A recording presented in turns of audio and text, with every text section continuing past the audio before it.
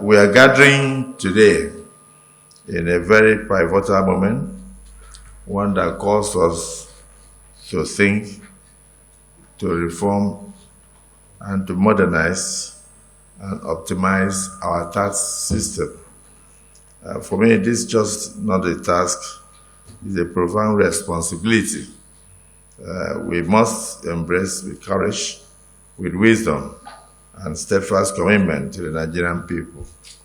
And I think what we need to do is to try our best to even discuss and douse most of the speculations, most of the misconceptions, most of the misleading insinuations, because I don't think there's anybody that is interested in making a law that will not be in the interest of Nigerians. Otherwise, that law will not last. And so we were very determined as a people not to just kill the baby at birth. We decided to make sure that we pass it through second reading and then we subject it to your own scrutiny. And that's what we are doing. Because the way it works in the National Assembly is that if a bill is submitted and that bill does not pass through second reading, it can no longer be presented in the life of that assembly. So I know I'm right. The Senate President is never wrong. So it can no longer be presented in the life of that assembly.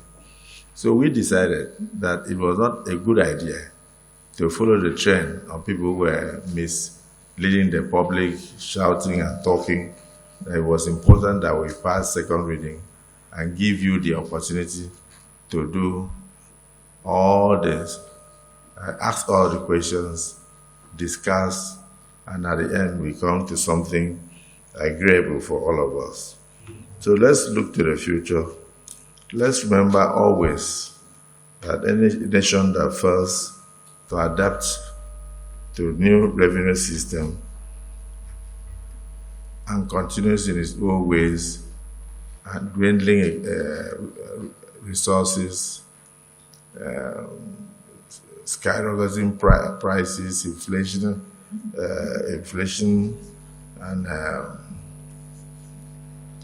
and with technology taking over even the oil industry in terms of financial income, Nigeria needed to think out of the box.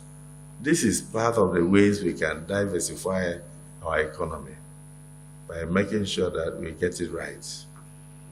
I don't think at the moment that up to 30% of Nigerians pay tax, and yet 100% of Nigerians want good roads. They want culverts. They want dualized thoroughfares. They would like trains.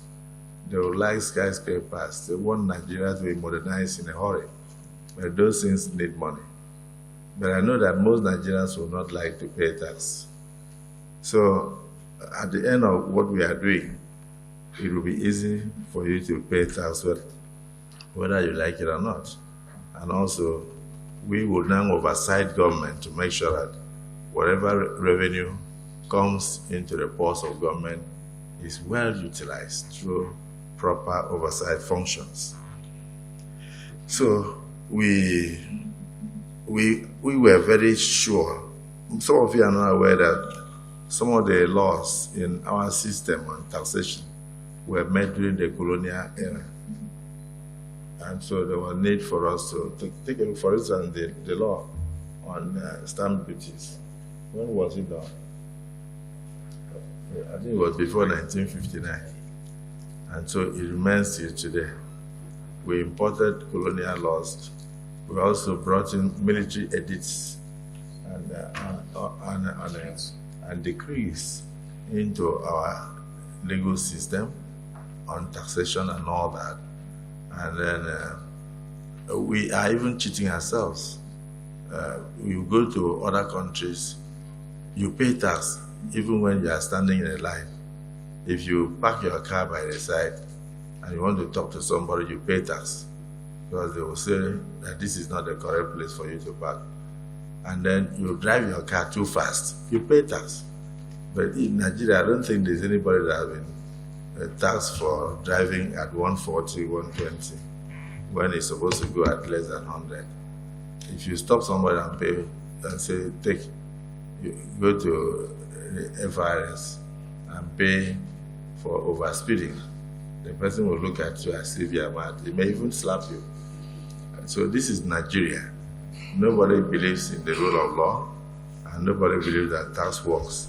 But it is from the accumulation of those small taxes that we tend to overlook, that we will do all the amenities, we set the schools right, and get infrastructure right for the benefit of the country. So the reform was long overdue, but it needed the heart of somebody who loves Nigeria.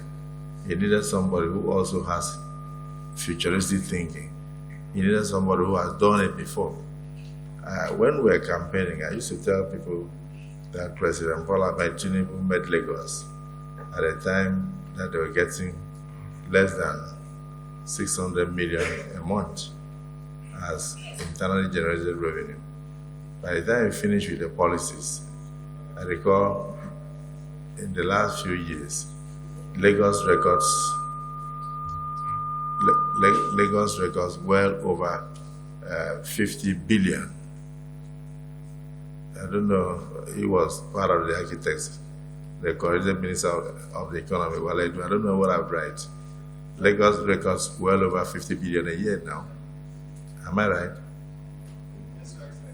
Well over 50 billion a year on just internally generated revenue. And so it's more than that. More than 50 billion. What you make in a month is even staggering. Up to 80 billion a month. So, a year or something. In a year. But that wasn't the case when you started. In a month. 600 million a month.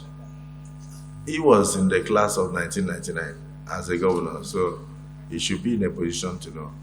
So whatever you were doing right in Lagos, you can see it's reflected in the infrastructure in Lagos.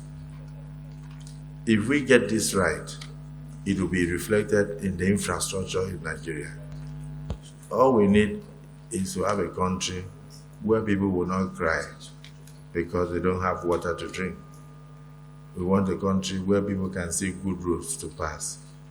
We want a country where there is security. Security costs money. We want a country where there will be employment opportunities for thousands of youths. We are churning out thousands of graduates, improving the educational sector with more universities and tertiary institutions, and yet we are not creating jobs. Why? Because the monies are not really there. So it should begin to look inwards, because no other country will come and do it for us. Even your population is intimidating. No other country will want to come and say and put money in a country with so much population, a country that if you give it too much money, it becomes the giant of the world. So it's left to you to either be a sleeping elephant or to rise up to be a moving lion in the economic sector of the world. So this is where we are. And let me just point out that an old African proverb teaches us that a bird that does not leave its nest will never know the richness of the forest. If you keep on doing the same thing over and over, you will never know the advantage of reform. Today, we choose to leave behind outdated tax practices and bureaucratic bottlenecks spreading its wings over the tax administration in Nigeria. So we must begin to think out of the box to bring up a robust, transparent, and a conducive environment for government to bring revenue The public hearing here represents more than just a legislative requirement. It's a platform for you to dialogue, where lawmakers will take notes, where tax administrators will give their inputs, where businessmen and women would give ideas on how to grow businesses and the level of taxation that they think can assist them for their businesses to grow. Effective tax regime is all that Nigeria is craving for. People should forget the idea of control. This one wants to control. There are so many speculations I don't want to go into. So the proposed bills, SB 583, SB 584, SB 585, and SB 586, they are thoughtfully designed. One, to harmonize revenue administration across all tiers of government, and then, of course, reduce the cost of tax collection and enhance compliance by all and sundry, foster transparency, accountability, and bring about efficiency in tax administration. It will introduce digital innovations to simplify tax payments, and it will close the loopholes of leakages in tax administration. Please, my apologies for the audio. We haven't been in this hall for years, for a long time since we moved to our other. Which one? Don't go there. You have courage? It's working? So, yeah, I believe that the challenge before us transcends the simple act of passing new laws. Let's construct a tax system that inspires confidence, promotes development, fuels national growth. We cannot afford to be fragmented in our approach to revenue generation. Instead, we must come together, federal, state, and local governments, alongside the private sector and civil society, to create a tax system that truly works for all. When I was a young man, I used to drive from Lagos to my home in Uyo, and every checkpoint would stop me along Lagos Ore before Benin. I have to pay tax, and they will say local government tax, and most times you won't be able to 1 mile apart. And then you pay local government tax, pay local government tax, pay local government tax. So if you are not careful, you may have to go to the bank along the road to go and get money so that you can continue your journey up to Onitsha. And for me, I don't think that was fair. And every local government wants to outdo the other. And most times they will cause accident when vehicles will crowd the road, and then there is an accident, bodies are strewn on the road, they will run, so that nobody will know that they were the ones pursuing the vehicle to get tax. We can't allow that kind of situation. It's very primitive in a way. And then even foreigners that come to Nigeria, we go to their countries in the maritime sector, very seamless. They will be smiling while they are collecting your money, and you will pay while you are smiling, and they will get richer. When they come to our country and they are surprised, they can move from point A to B after just paying the usual small amount. They don't bother about other taxes that they have in their countries. So I think now it's time for us to come together to work hard. I I want to say that the success of this public hearing, for me, will assist the Senate and the National Assembly as a whole to craft the kind of legislations, tinker with the various bills brought before us to enable the stakeholders to be happy and also the citizens to do their best to assist their country to work better. So let's seize this moment and plan for the future of Nigeria. It's not just going to be a one-day affair. It's going to be for 2 full days. I hope those who sit on television will be here. I'm looking forward to seeing them. Some of them sit on television, they play better football than footballers. They know when the footballer should have scored, but they wouldn't know whether the footballer was tired.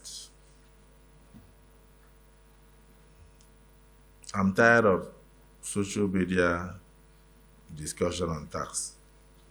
I want to stay with you for 2 days. Let us discuss. So I call on all and sundry and all Nigerians who have issues with the bills. Read the bills before you comment. Even some of our leaders never opened a page of these bills submitted to the National Assembly before they started running television to condemn. Communiques have been issued by people who ought to know. In fact, I know somebody who came to me and said, you know the VAT that he proposed in the new tax regime will improve the revenue of Kano State by 500%. But I was one of those who opposed it. At that time, I did not know. Senate President, what do I do? I said, you are just being a Nigerian. Did you even read the bill? He said, no, that they just showed him the page that showed that it's going to be redistributed. In fact, somebody said, that all the VATs in Nigeria will now be collected at one central location, Lagos. So even if you drink beer in Maiduguri or Sokoto, if the plant is located in Ogun State, it will go to the headquarters building in Lagos. And then the state that consumed the tax will lose.